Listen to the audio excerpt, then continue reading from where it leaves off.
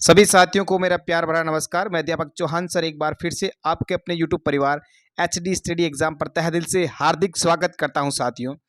तो रीट के जितने भी मेरे भावी अध्यापक मास्टर हैं, मैं उनसे बात करने वाला हूं। आज अपन रीट जो आंसर की 2025 लेवल फर्स्ट की बात करने वाले प्यारे साथियों। सब्जेक्ट रहेगा अपना ईवीएस। क्वेश्चन रहेंगे 30 में से 30।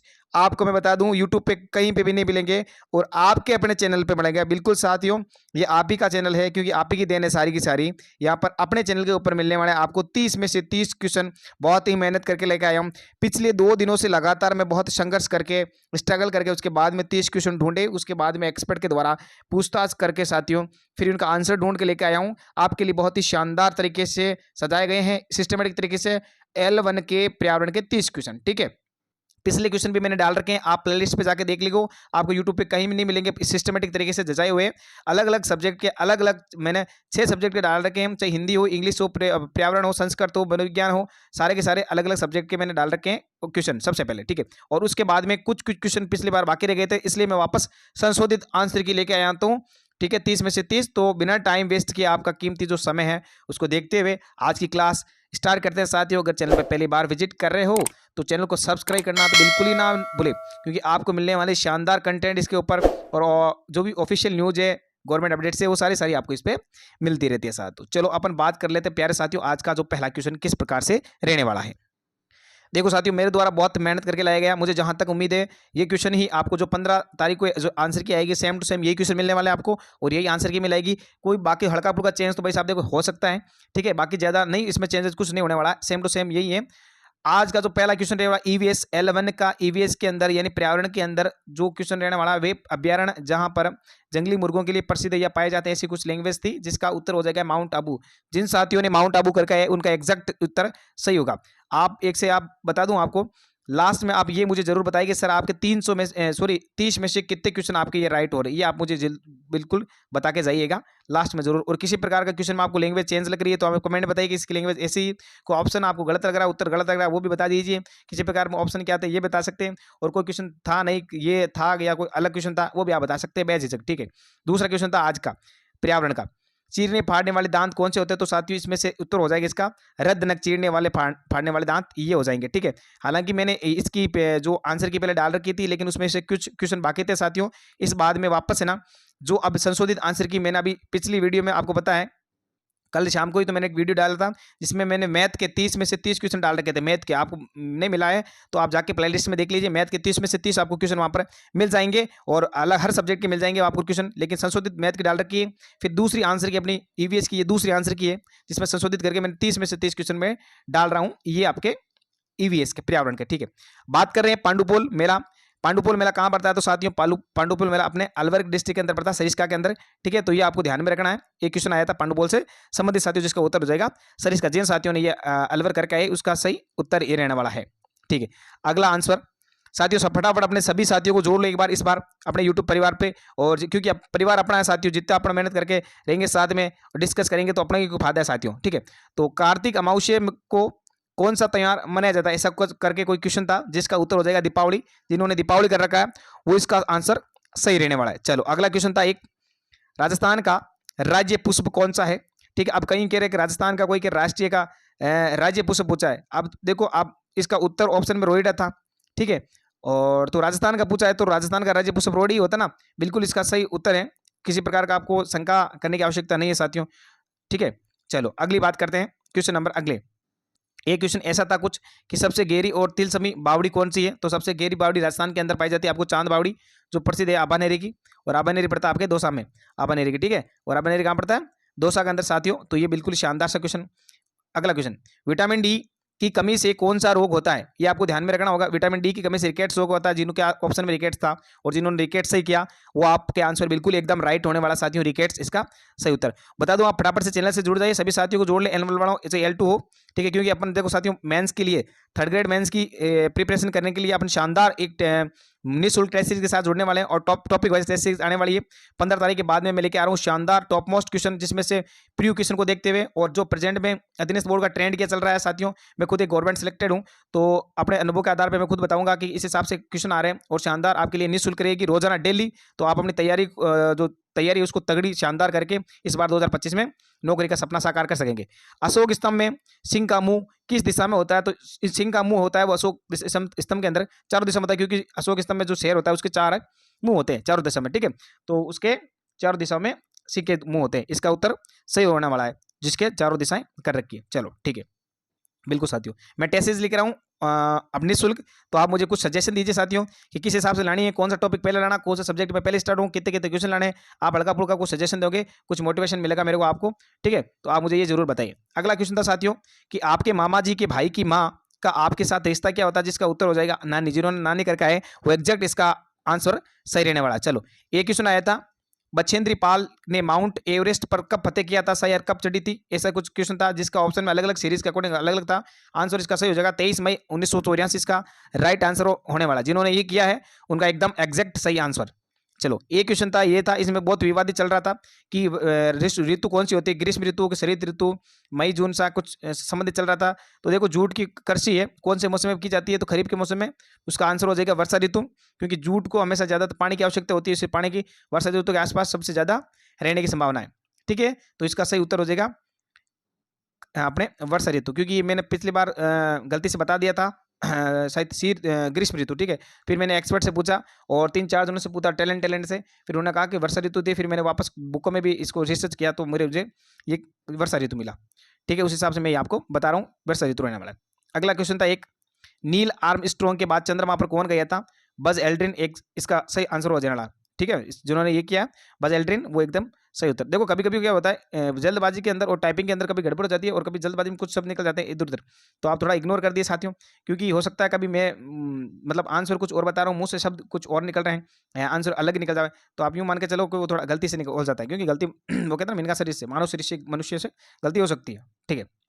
और देखो, सबसे बड़ा ग्रह बृहस्पति ग्रह, इसका सही उत्तर वाला क्वेश्चन नंबर 13 इसका शानदार उत्तर बृहस्पति ग्रह, बहुत ही शानदार। देखो, मैं आप पिछले 2 दिन से साथियों आपके लिए मेहनत करके बहुत ही शानदार लेके आ रहा हूँ आपको। मुझे नहीं लगता है ऐसे, आप देख लो ना, 30 क्वेश्चन आपको यूट्यूब पे कहीं नहीं मिलेंगे। मैं कोशिश कर रहा हूँ अपने ही चैनल पे मिलेंगे। आप हमेशा अपने चैनल से जुड़े रहे, शानदार शानदार कंटेंट देने वाला हूँ मैं आपको। टेलीग्राम से जुड़ जाइए, टेलीग्राम की लिंक वीडियो के डिस्क्रिप्शन में दे रखी है, वहाँ पर आपको मिल जाएगी सारे सारे कंटेंट वगैरह, ठीक है। तो कोशिश कर रहा हूँ हर सब्जेक्ट की, मैं मैथ के 30 क्वेश्चन लेके आ गया, ठीक है। बाकी तो मैंने हर क्वेश्चन के 25-26 क्वेश्चन तो पहले ऑलरेडी मैं चढ़ा रखे हैं सबके 5-6 सब्जेक्ट के, लेकिन अब मैं संशोधित वापस उसमें से 30 ऐड करके कंप्लीट जो आंसर किए वो चढ़ा रहा हूँ। मैथ की चढ़ा दी मैंने, आप देख सकते हो। ये ईवीएस के उसके बाद में कल मनोविज्ञान के लेके आऊँगा। कोशिश करूँगा ज़्यादा से ज़्यादा हो सके मैं 30 के 30 क्वेश्चन लेके आऊँ, ठीक है। याक पाए जाते हैं लद्दाख के अंदर, बहुत ही शानदार इसका सही उत्तर होने वाला। अब देखो, इसके अंदर भाई साहब बहुत गड़बड़ हो रही है। ये एक बहुत ही शानदार और विवादित क्वेश्चन है। इसमें चल रहा है कि मानव निर्मित घटक क्या? हालांकि ये लैंग्वेज आधे दूरों को याद है, कईयों को मैंने पूछ रखा है, कईयों के माथापच्ची करने के बाद उन्होंने बताया कि एक ऑप्शन उद्योग, जल मंडल, स्थल मंडल और समुदाय आ रहा है। अब यहाँ समुदाय में और उद्योग में और समुदाय में कन्फ्यूजन हो रहा है। अब देखो, कंफ्यूज होना जाहिर सा है, क्योंकि इसमें देखो मानव निर्मित घटक उद्योग भी हो सकता है, समुदाय हो सकता है, सब ये बता रहे। आधे जन उद्योग कर रहे हैं, आधे जन समुदाय कर रहे हैं। अब देखो, इसका एग्जैक्ट उत्तर क्या होगा? एग्जैक्ट उत्तर क्या होने वाला? अब मानव निर्मित इसकी पर्सन की लैंग्वेज क्या है, यानी मानव निर्मित किस आधार पर? प्राकृतिक आधार पर, पृथ्वी के आधार पर, या फिर ऐसे कह सकते मानव यानी प्रकृति के आधार पर, या पर्यावरणीय घटकों के या मंडल के आधार पर आप बताओ कि मानव निर्मित घटक कौन सा है। तो उस हिसाब से कुछ पर्सन की अपन को लैंग्वेज कुछ पता हो ना सॉरी, तो अपन बता सकते हैं कि इसका एग्जैक्ट उत्तर क्या है। फिर भी अपना अंदाजे से देखें इस मानव निर्मित घटक के आधार पर, तो इन दोनों में से प्राथमिकता फिलहाल उद्योग को दी जा रही है। किसको? उद्योग को। तो फिलहाल तो मैं अपने हिसाब से उद्योग को दे रहा हूं प्राथमिकता, क्योंकि मुझे उद्योग थोड़ा कंफर्टेबल लग रहा है। इसका आंसर थोड़ा मानव निर्मित उद्योग के टेट। फिर अगर एग्जैक्ट आंसर की बात करूं तो एग्जैक्ट आंसर भाई साहब, अभी लैंग्वेज किसी को पता नहीं क्वेश्चन की। अगर आप किसी को पता हो लैंग्वेज इस 15 क्वेश्चन की किसी की, तो कमेंट में जरूर बताइए कि इसकी एग्जैक्ट प्रश्न क्या कह रहा है, पूरा पूरा प्रश्न क्या कह रहा है, लैंग्वेज क्या है, और उसके ऑप्शन एग्जैक्ट ऑप्शन कौन से होते हैं। फिर उसको अपना अंदाजा लगा सकते हैं, क्योंकि ये मैंने काफी माथापच्ची करने के बाद अभी तक इसका कुछ ज्यादा नहीं मिला। फिलहाल मानव निर्मित घटक के आधार पर अपना कह सकते हैं इसका उद्योग सही रहने वाला है, ठीक है। बाकी तो एग्जैक्ट उत्तर इसको 15 तारीख को हम लोग को पता जाएगा, ठीक है। 15 तारीख को फाइनल पता चल जाएगा इसका उत्तर क्या रहने वाला है। बाकी फिलहाल तक मैं क्या मान रहा हूँ, इसका उद्योग मान रहा हूँ। अगला क्वेश्चन, ये एक ENVIS का पूरा नाम था, ठीक है। एनवायरमेंट इंफॉर्मेशन सिस्टम, इनके एनवायरमेंट इंफॉर्मेशन सिस्टम थोड़ा मिसमैच हो गया, ठीक है। ये मैंने बता दिया, पिछली वीडियो में दिखा रखा ना, उसमें सेट कर रखा है। अब देखो, इसमें एक शानदार सी प्रॉब्लम आ रही है। एक क्वेश्चन है 17, अजय, पिछली बार क्या अजयगढ़ हो गया, अजयगढ़, वो अजयगढ़ नहीं था साथियों, अजय था, ठीक है। उसमें था क्या? अजय दुर्ग के नाम से जाना जाता है या किसके नाम से प्रसिद्ध है? तो देखो, इसका ऑप्शन था 4, कुंभलगढ़, मेहरानगढ़, रणथंभौर, सोनारगढ़। अब इसमें संशोधन ये क्या चल रहा है, इसका वैसे तो उत्तर ये क्या रहने वाला, कुंभलगढ़ से उत्तर रहने वाला। अब उत्तर कैसे रहने वाला है, क्योंकि कुंभलगढ़ दुर्ग को देखो कुंभलमेर, कुंभलर मेरू, मेवाड़ की आंख, अजयगढ़ ऐसे नामों से जाना जाता है। ठीक है, ये एग्जैक्ट इसका उत्तर है। पहले बार कुंभलगढ़। अब देखो कहीं बता रहे हैं कि सर अजयगढ़, जो अजय दुर्ग है ना, अजयगढ़, वो लोहागढ़ को कहा जाता है। किसको कहा जाता है, लोहागढ़ को कहा जाता है। वो लोहागढ़ कहाँ पड़ता है, भरतपुर के अंदर। ठीक है, भरतपुर के अंदर पड़ता है कि इसको कहा जाता है। ये बोनस या डिलीट हो जाए। अब देखो इसमें ये कुंभलगढ़ दुर्ग कैसे कैसे होगा, क्योंकि उसको कहा जाता है तो इस हिसाब से वही हो गया। प्लस ये लोहागढ़ भरतपुर अगर इसमें ऑप्शन में होता तो ये भी विवादित प्रश्न बढ़ जाता है, क्योंकि अजय दुर्ग कुंभलगढ़ को भी कहा जाता है और लोहागढ़ को भी कहा जाता है। ठीक है, इन दोनों को, कुंभलगढ़ को और लोहागढ़ को, दोनों का उपनाम क्या है, अजय दुर्ग। अजय दुर्ग है कि नहीं है। ठीक है, अगर ये रहेगी तो प्राथमिकता इसको देनी है। फिर भी अगर देखो प्राथमिकता तो इसको ज्यादा, तो इसको जाना जाता है प्राथमिकता इसको। अगर ये ऑप्शन में नहीं है, ये ऑप्शन में नहीं है तो देख लो कहीं पे भी नहीं दिख रहा आपको, है ना। तो नहीं है तो फिर आप कुंभलगढ़ को ये प्राथमिकता दे सकते हैं साथियों। ठीक है, ये इस हिसाब से ये ऑप्शन इसका सही रहने वाला, कुंभलगढ़ दुर्ग। चलो अगला क्वेश्चन है, अस्पताल के आसपास की ध्वनि न्यूनतम ध्वनि सीमा क्या। आप कहीं कह रहे हैं कि मानव के न्यूनतम ध्वनि सीमा है। इसकी इंग्लिश लैंग्वेज एग्जैक्ट अभी तक पता नहीं चली, लेकिन संभावित भाई कई टैलेंट बंदे हैं L1 के, उनसे मैंने पूछताछ की, उसके बाद उन्होंने फिलहाल यही बताया कि अस्पताल के आसपास की न्यूनतम ध्वनि पूछी है और मिनिमम वो कितनी 65 डेसिबल कुछ बता रहे थे ना, 65 डेसिबल के आसपास, क्योंकि 90-95 तो बहुत ज्यादा हो जाती है ना, तो 65 डेसिबल के आसपास इसकी सही उत्तर। तो इसका उत्तर होने वाला है 65 डेसिबल, एग्जैक्ट उत्तर इसका। ठीक है, ये आप ध्यान में रखना है। अगला, बकरी की सबसे अच्छी नस्ल कौन सी है। इसका उत्तर मुर्रा हो गई, गलत हो गई, भैंस की हो गई, गिर गाय की होगी, साहिवाल, साहिवाल भी गाय की, जमुनापुरी, जमुनापुरी इसकी ये नस्ल हो गई किसकी, बकरी की सबसे अच्छी नस्ल, बेस्ट इसका सही उत्तर रहने वाला। एक क्वेश्चन था कि किस रसायन वैज्ञानिक ने शून्यवाद का सिद्धांत दिया था साथियों। लैंग्वेज भी बहुत शानदार है। ठीक है, जिसका उत्तर हो जाएगा नागार्जुन। क्या हो जाएगा, नागार्जुन हो जाएगा साथियों। अभी तक अपने सभी साथी चैनल को सर लाइक नहीं, सब्सक्राइब नहीं किया तो जरूर करें। और देखो साथियों, मैं आपसे ज्यादा कुछ ना आ रहा हूँ, इतनी मेहनत करके आ रहा हूँ, तो आपका ये एक तो हक बनता ही है लाइक करने का, क्योंकि लाइक के आपके लाइक से मुझे मोटिवेशन मिलता है और मुझे काम करने का बहुत इंटरेस्ट आता है साथियों उसमें। फिर आपके बढ़ चढ़ के मैं आप एक से एक अधिक क्वेश्चन में ढूंढ के लेके आता हूँ। ये तो इसमें आप कंजूसी ना करें बिल्कुल भी। ठीक है, ये तो मुझे मांगने का आपका अधिकार है। अफीम से संबंधित नहीं है। देखो अब अफीम से इससे संबंधित नहीं, पिछले में मैं थोड़ा कंफ्यूजन था क्योंकि मैंने आपको बताया था। ठीक है, इस बार मैं एकदम क्लियर करके आया हूँ कि सोमनीफेरम, मॉर्फिन और कोडीन ये तो तीनों किससे, अफीम से संबंधित है, जबकि कैफीन किससे संबंधित है, अफीम से संबंधित नहीं है। इसका उत्तर कैफीन हो जाएगा, क्योंकि ये कॉफी है, कॉफी, चाय या चॉकलेट से कह सकते हो आप, चॉकलेट वगैरह इनसे संबंधित होता है। ठीक है, इनसे संबंधित कौन है, कैफीन है। बाकी इनका तीनों का ये है। ठीक है, तो इसका सही उत्तर क्या हो जाएगा, कैफीन अफीम से संबंधित नहीं है। चलो अगला क्वेश्चन है, कूट सम्मिलित करें। कूट सम्मिलित करें, कूट सम्मिलित में क्या होगा, एक वायरस, जीवाणु, क्वाइस्कोर, चिकन फॉक्स ये दे रखा है। फिर इसके नीचे भी देखो देखो प्रोटोजोआ, तपेदिक, कुपोषण दे रखा है। तो आपको क्या करना है, ये ऊपर नीचे थोड़ा, वायरस कौन सा हो गया, चिकन पॉक्स हो गया ना, वायरस तो हो गया चिकन पॉक्स में, और जीवाणु का हो गया तपेदिक, और प्रोटोजोआ हो गया मलेरिया, और कुपोषण किस में हो जाएगा, क्वाशिकोर में। ये आपको ध्यान में रखना। मेरी लैंग्वेज आप समझ गए होंगे। ठीक है, मेरी लैंग्वेज समझ गए होंगे। तो इसमें देखो इसका उत्तर हो जाएगा, यहाँ पर दे रखा है, कहाँ चल गया इसका उत्तर, बोर्ड टप नीचे चल गया। अच्छा, इसका उत्तर हो जाएगा 1 में बे, 2 में से, और 3 में दे, और 4 में ए। वापस मैं थोड़ा सा बता रहा हूँ, ये देख सकते हो। ठीक है, वापस देखना ना, ये इसमें हो जाएगा। ठीक है, क्वाइस्कोर में कौन सा आएगा, कुपोषण, कुपोषण की कमी से या कुपोषण की वजह से ना, पोषण की कमी से, कुपोषण से, है ना। और जीवाणु वाला हो जाएगा तपेदिक में, मेरे वर्ड सुन लीजिए आप, जीवाणु वाला हो जाएगा उसमें हो गया, और प्रोटोजोआ उसमें हो जाएगा, मलेरिया हो जाएगा प्रोटोजोआ के अंदर। ठीक है, ये आपको ध्यान रखना, ये आप आराम से देख सकते हो, कोई इशू नहीं है। जिन्होंने ये करके आया बिल्कुल शानदार, इसका सही उत्तर रहने वाला है। एक क्वेश्चन था, क्वेश्चन नंबर 23, पर्वतारोहण के लिए अति आवश्यक क्या है। पर्वतारोहण के लिए स्लिंग बैग, ऑक्सीजन किट, कंबल और अति। अब देखो अति आवश्यक का बता रहे हैं, तो उसके लिए ऑक्सीजन किट की फिलहाल ये बता रही है कोई के स्प्लिंग बैग होगा कि नहीं होगा। तो मैं फिलहाल प्राथमिकता दे रहा हूँ किसको, ऑक्सीजन किट को, जिन्होंने ये किया है। फिलहाल इसका सही आंसर रहने वाला है। फिर एग्जैक्ट आंसर तो आप 15 मार्च को देख सकते हैं। ठीक है, तो फिलहाल इसका आंसर कौन सा, बहुत ही पुख्ता आंसर है ऑक्सीजन किट। जिन्होंने सही किया वो एग्जाम एग्जैक्ट आंसर इसका सही रहने वाला है। 23 क्वेश्चन मैंने करवा दिए। अब क्वेश्चन चल रहा है अपना 24वां। इसमें भी क्यों कोई बता रहे हैं कि प्रौद्योगिकी पारिस्थितिकी शब्द किसने दिया था, तो अंडर सेकल ने दिया था। किसने दिया, अंडर सेकल। और वो टेंसले की बता रहे हैं, तो वो टेंसले का शब्द है पारितंत्र की, पारितंत्र से संबंधित है। ठीक है, वो किसने दिया था, पारितंत्र ने दिया था। पारितंत्र शब्द का वो दिया था टेंसले ने, टेंसले दिया था। लेकिन अब जो बात कर रहे हैं प्रौद्योगिकी पारिस्थितिकी शब्द, ये दिया था अंडर सेकल के द्वारा दिया गया था। इसका सही उत्तर ये रहने वाला है। ठीक है, अगला क्वेश्चन, सिंचाई की पुरानी पद्धति। इसमें देखो एक क्वेश्चन था, अब इसकी एग्जैक्ट लैंग्वेज किसी को पता नहीं है, लेकिन दो लैंग्वेज को मैंने बोली। एक तो एक सिंचाई की पुरानी पद्धति नहीं है, ठीक है, पुरानी पद्धति नहीं है, तो ड्रिप तंत्र नहीं है क्योंकि ये एक नवीन पद्धति है, आधुनिक पद्धति है, गैर पारंपरिक है। ठीक, एक क्वेश्चन था कि इसकी लैंग्वेज क्या थी, कुओं नलकूपों से खेतों तक पानी ले जाने वाली पारंपरिक विधि नहीं है। तो भी ये बात वही है कि पारंपरिक विधि कौन सी नहीं है, ड्रिप तंत्र ये पारंपरिक विधि है क्योंकि ये गैर पारंपरिक या आधुनिक विधि अपन इसको कह सकते हैं। ठीक है, क्वेश्चन यही था क्या, बिल्कुल ये था, तो आप मुझे बताइए कि सर हाँ यही था बिल्कुल एग्जैक्ट, और आपका आंसर क्या आ रहा है ये भी आप मुझे बता दीजिए साथियों। ठीक है, आप ये जरूर बताना ऑप्शन के अंदर कि आपके लास्ट में आंसर कितने बढ़ रहे हैं। ठीक है, एक क्वेश्चन था कि संकड़ा रास्ता से संबंधित कोई चिन्ह कौन सा है, तो उसमें एरो करके कुछ निशान था, तो ये आपको जो ये ऑप्शन कवर करके है क्योंकि ये संकड़ा रास्ता का निशान है, ये आपको ध्यान में रखना है। क्वेश्चन था एक बहुत ही शानदार सा, पिछली बार मेरे को नहीं मिला, इस बार मैंने कई माथापच्ची करके ये क्वेश्चन लेकर आया हूँ और संभावित ऑप्शन में आपके सामने प्रस्तुत कर रहा हूँ। मोटर वाहन अधिनियम की धारा 112 और धारा 83 का संबंध निम्न में से किससे है, तो इसका 4 ऑप्शन थे इसमें कि बिना लाइसेंस के गाड़ी चलाने का दंड। ठीक है, मैं संभावित ऑप्शन बता रहा हूँ, एग्जैक्ट ऑप्शन मैं नहीं कह सकता, ये ऑप्शन है भाई साहब। आप जैसे कोई 11 के जो टैलेंट बंदे हैं वो एग्जाम दे के आए थे, उनसे ही मैंने पूछा के यहाँ लिखे थे।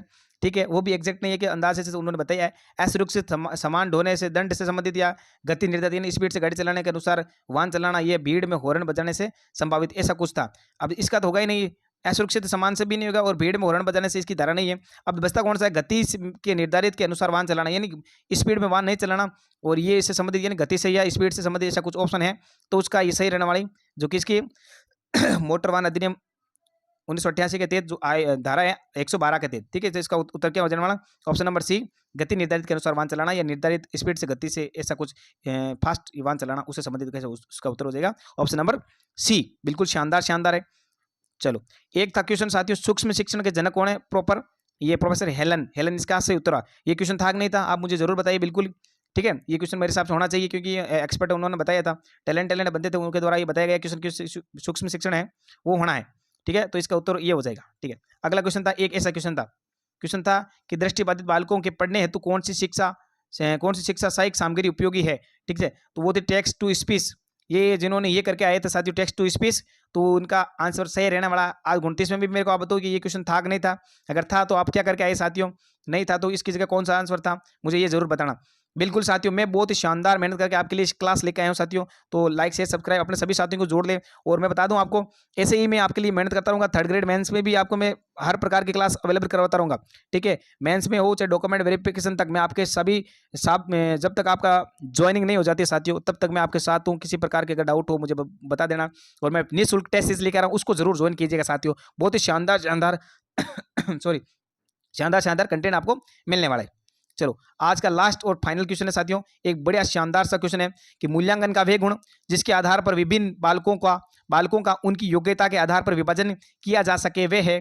तो इसमें ऐसे करके कुछ क्वेश्चन था, लैंग्वेज एग्जैक्ट याद नहीं, मैंने फिर भी आपको देखो याद करके लैंग्वेज बताई गई है।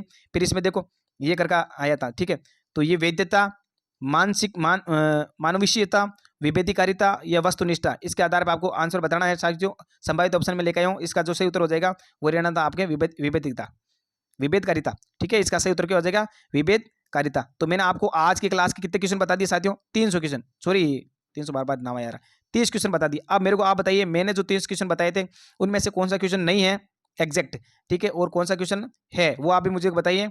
और इन 30 क्वेश्चन में से आपके कितने नंबर आ रहे हैं, कितने क्वेश्चन सही हो रहे हैं, ये मेरे को आपको जरूर बताइए। और आगामी आपको क्लास कौन सी चाहिए, कौन सी क्लास के आपको अभी तक क्वेश्चन नहीं मिले साथियों, वो कमेंट में जरूर बताइए। मैं कैसे भी करके कहीं से भी मेहनत करके आपके सारे के सारे क्वेश्चन लेकर आऊँगा विद आंसर वाक्य सहित साथियों। तो आज की क्लास कैसे लगी ये आप मेरे को आप एक बार दिमाग से नहीं, मेरे प्यारे साथियों मास्टरों दिल से बताइए क्लास कैसी लगी। अगर अच्छी लगी तो लाइक शेयर सब्सक्राइब करना बिल्कुल ही ना भूले साथियों। थैंक्स फॉर वॉचिंग, धन्यवाद। मिलते हैं आपको अगले नए वीडियो में, तब तक के लिए जय हिंद, जय श्री कृष्णा, जय श्री राम।